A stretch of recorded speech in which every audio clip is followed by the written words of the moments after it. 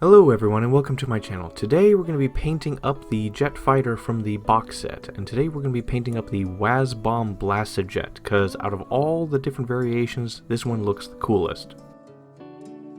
Alright, I'm going to prime it with Bright Touch General Purpose Car Primer as always. However, one thing to note is that in the assembly process, I'm going to go over it. So basically I assembled the model almost to full. So at the back of the model there's a jet engine. I didn't fully assemble that onto the body because it would get difficult to paint the underside of the, well, plane fuselage if that was attached. The Ork is not in one piece. His head, his body, and his arms are separate. His two arms are put together, and it's just the way it is. The electric proby thing that goes on top of the mech plane, the two side engines, because if I did that, it'd be difficult to paint them properly and get to the underside fuselage of the plane. So those are separate, and the gun turret and the gun on the back are separate. Apart from that, everything is one piece.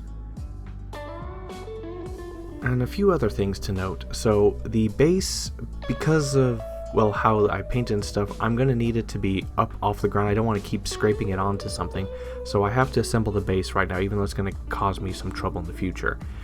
And as far as painting the model goes, so I'm going to have to cut back a little bit on the wash idea and oil paint a little, simply because the way this model is going to need to be painted is going to be very different than what I normally do.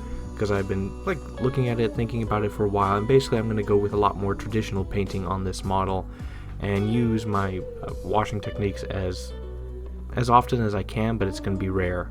So since that's the plan moving forward, let's go. And now with Uriel Yellow and Pallid Witch Flesh, we're going to paint the model. So the main body of the plane, we're going to use an airbrush because that's going to heavily speed this up and also make very smooth colors. So we're going to apply Uriel Yellow all over the model, essentially. And then what we're going to do is we're going to do the same thing again, but we're going to mix a little bit of Pallid Witch Flesh, and it's going to create a much lighter Uriel Yellow. And we're going to apply this into the center of like large pieces of the body, the raised areas on the fuselage, not really on the underside of the plane. Basically, this is our highlighting. So it's going to go from yellow to a bright yellow.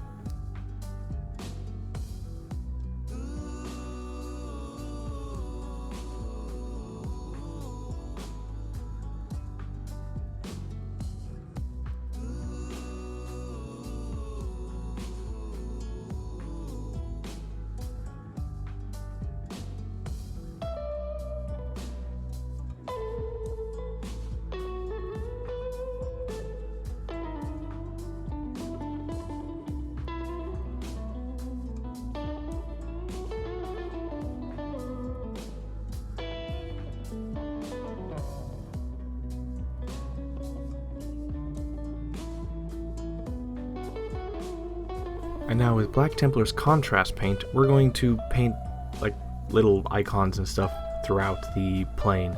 And so the reason why I like to use the contrast paints is because they flow very well off the brush and makes it very easy to do these little calligraphy things. Now, I'm very skittish of doing this simply because like it's been such an effort to properly paint and highlight everything with the airbrush and stuff, and so mistakes here are pretty much impossible to fix without a tremendous amount of effort. So with a steady and cautious hand, I apply like flames, those are easy to do, and a few cubes here and there, sparingly, cautiously around here and there, just to add some character to the model. But it's a very risky thing to do, so be very cautious with it. And also you're going to have to apply around 2 coats to make the black color like solid.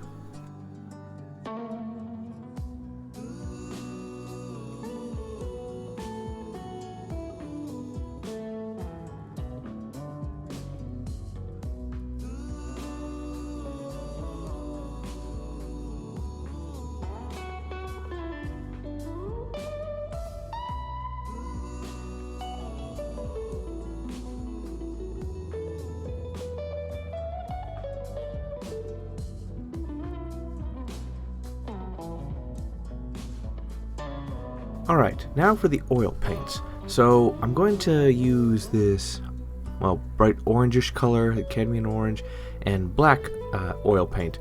So the orange we're going to make a wash. So this is kind of where I began to mess up. So what I did was I made a wash of the orange paint and I applied it all over the plane fuselage. And the thing is though, I waited until after, so I let it dry and then I forcibly dried it with a hairdryer in some parts so that it wouldn't flow, because the model was so big I had to make multiple batches of the wash.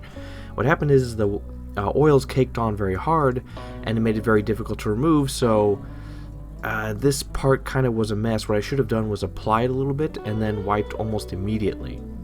So the paint kind of tinted the whole thing, and removing it was very difficult, and so the colors just weren't as bright, so this kind of dimmed everything. And then after that, I took the wash directly and applied it to every single bolt all over the body. So I just took a tip of my brush and tapped each and every single bolt. This took a little bit of time, but it was fine, and I didn't wipe from there. And then finally, with the black color, I used it as a paint, not a wash, and then I applied it to... So there's a lot of these like parts where it looks like these metal plates or metal sheets are next to each other, but there's a small gap in between. I use this to paint the lines on the inside to add some contours to the body. So in the end, what I should have done was probably just apply a thin wash to all the bolts and some places around where some of the sheets of metal meet. I should not have painted all over, or if I did paint all over, I should have immediately wiped and just do the model section by section instead of painting everything, drying it out, and then trying to wipe, because it really dulled the colors and made everything look orange. Basically, the bright yellow is gone now.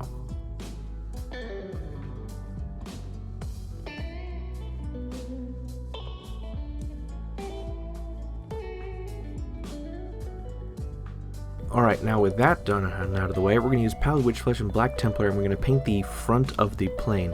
I cannot do a spiral, but I can do like some stripes. And so we're going to paint the whole thing with Pallid Witch Flesh first, but note that I took some of the Black Templar contrast first and applied it onto the inside, because you can see a little bit of the metal engine inside. So I did Black Templars first to cover that up, then I painted the whole nose with Pallid Witch Flesh, and then I did my best to paint some lines or circles onto the front. And it's quite a challenge to do. Now with AK Interactive Ultra Matte Varnish, I use an airbrush for this and I apply it all over the plane, just to change the overall appearance that it looks like, and of course to protect it. Alright, with Lead Belcher, Iron Breaker, and some of that packing foam from the GW boxes, you know the type, the ones used for army boxes. You just break a little piece off, cut it off, and we use this as a sponge. If you can find something similar porous, that's fine. So basically what I do is I take some Lead Belcher, apply it on the tip of the sponge, and then like tap it on a paper towel to make sure it's not overflowing. And what I do is I do small taps here and there all over the fuselage, and then I drag it so that it scrapes. Less is more in this case, so it creates little streak lines, metal dents, and damages to things. And I do this all over. Unfortunately, because the model's so big and these things are so subtle, it's a little hard to actually see them. And so I don't want like giant chunks of black metal here and there. Just want little strips of it here and there, focusing on like the tips and edges of stuff.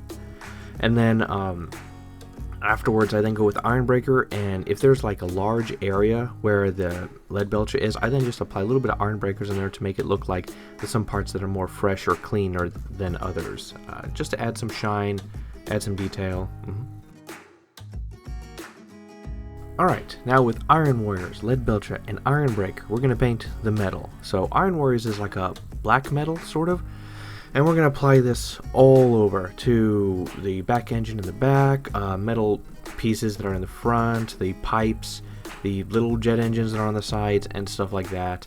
And honestly, this right here was the longest individual part of painting. And then we take Lead Belcher and we're going to dry brush this all over the black metal pieces as best we can. With some of the piping and stuff, we're just going to dry brush alongside the shaft of each pipe, not getting in near any of the yellow. We don't want to ruin what we've done.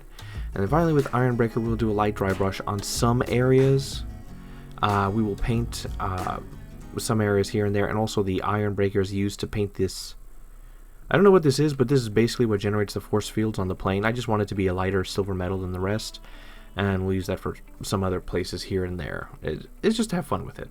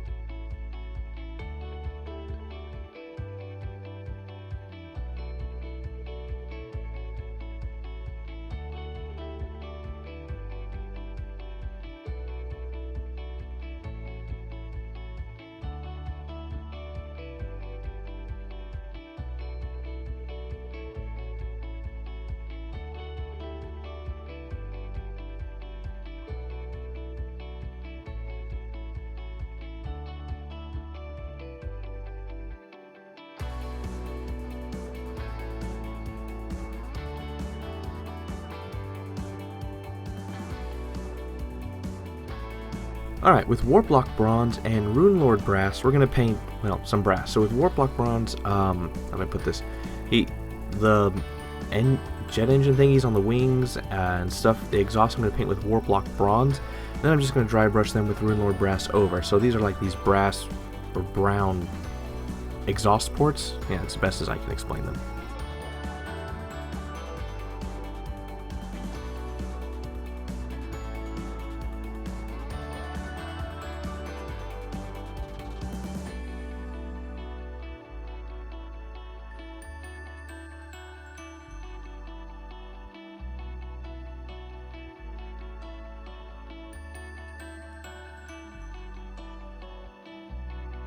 Alright, back to the oil paints. So with Burnt Umber mixed with a little bit of Lamp Black and turned into a wash with Mineral Spirits, we're going to apply this all over our black metal. And so this brown with black mixed in, we're not going to wipe. So this is just going to add a lot of shadow and depth into our black metal and just add a bit more character.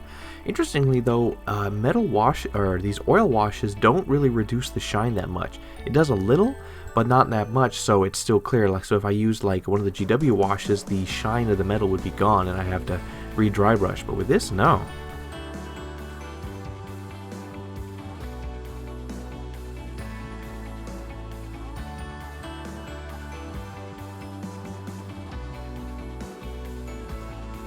Alright, with Skeleton Horde Contrast and Guilliman Flesh, we're going to apply some wear and tear. So the most obvious one of this is the big engine on the back, or the exhaust on the back.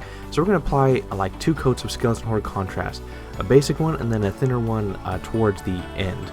And then we're going to apply Guilliman Flesh again towards the very end. It's going to create this like burned thing, or burned appearance. Now there are these 2 little exhaust things from the pipes on the wings. I'm going to apply that there as well.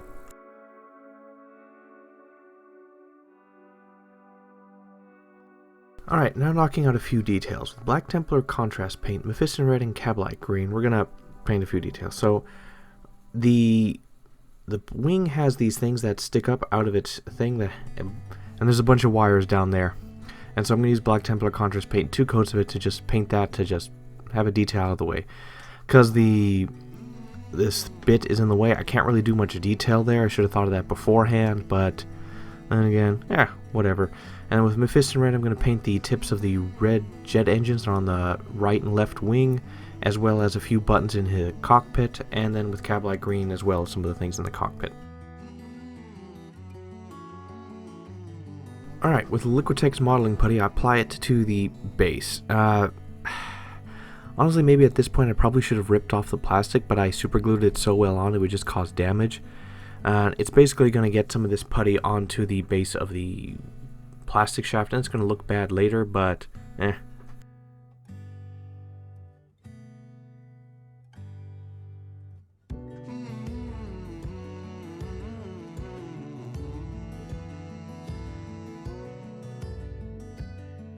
Alright, with Fenrisian Grey and Ulthuan Grey, I'm going to paint these like bulb thingies, some weird energy shield thingy or attack from the plane.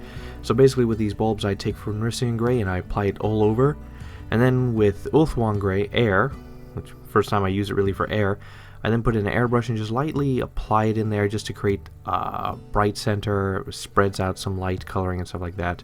And yeah, something simple and easy.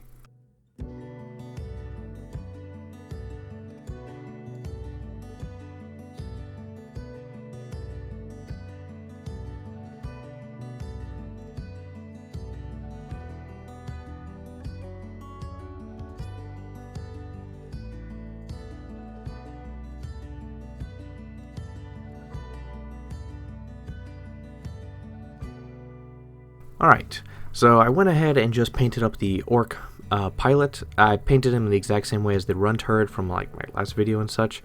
And so, yeah, something simple and easy, and I did rapidly paint it up. Nothing special. But I will note one thing, here's me from the future.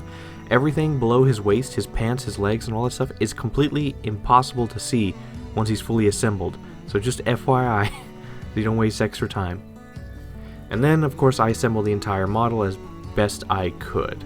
And the pilot took a little bit extra forcing in, and a few pieces I did off camera because I had to file them down, like the thing that attaches to the pilot's head. I had to file it down a little bit so it would fit into the thing because it got thicker because of the paint. And then with Liquitex gloss varnish, I then applied this to the bulbs and stuff of that shield generator and that weapon in the front. And then I applied it to the wires that are sticking out of his head and such, and yeah, just wherever you think would be needed, and that was pretty much it.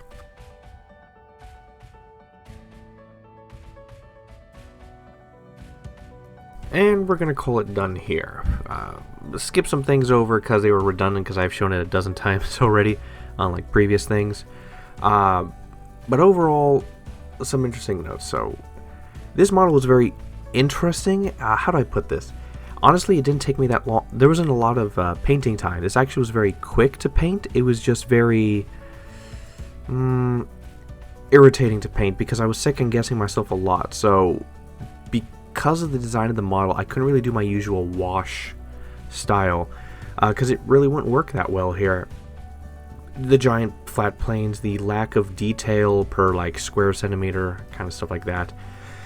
And so I went with a more traditional method, but it was mostly me just staring at the model and thinking really what was going to go next. So honestly, building this model took maybe around 3 or 4 hours in total, and painting it probably took around 5 or 6. And there really wasn't that much work. It's just it took me many days because I would stare at it trying to figure out what should I do next, or was I happy with what I did and stuff. So I mean, now looking back with understanding the full to-do list, I would probably be able to knock this in half the time now. Well, day-wise. Painting-wise really isn't that much to do. A bunch of small details. This is more of an ensemble piece. There's nothing specifically that is incredible on it, but just everything is at a certain standard, and so it fits in. And yeah, so I'm going to say overall this is a 7 out of 10. Probably the base is the worst part simply because some of the paint and stuff gets onto the plastic thing and it kind of detracts a little bit if you look at it. The paint of the model itself is fine, but the base probably retracts a little bit, detracts from it. So I'm going to say a solid 7 out of 10.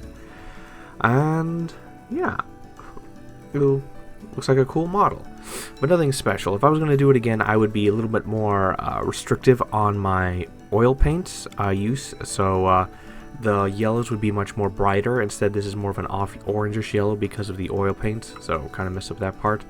But apart from that, it was a pretty good kit. 7 out of 10. Alright, so like the video if you like the video, share it if you want to share it, comment if you want to comment, and I'll see you when I see you. Bye.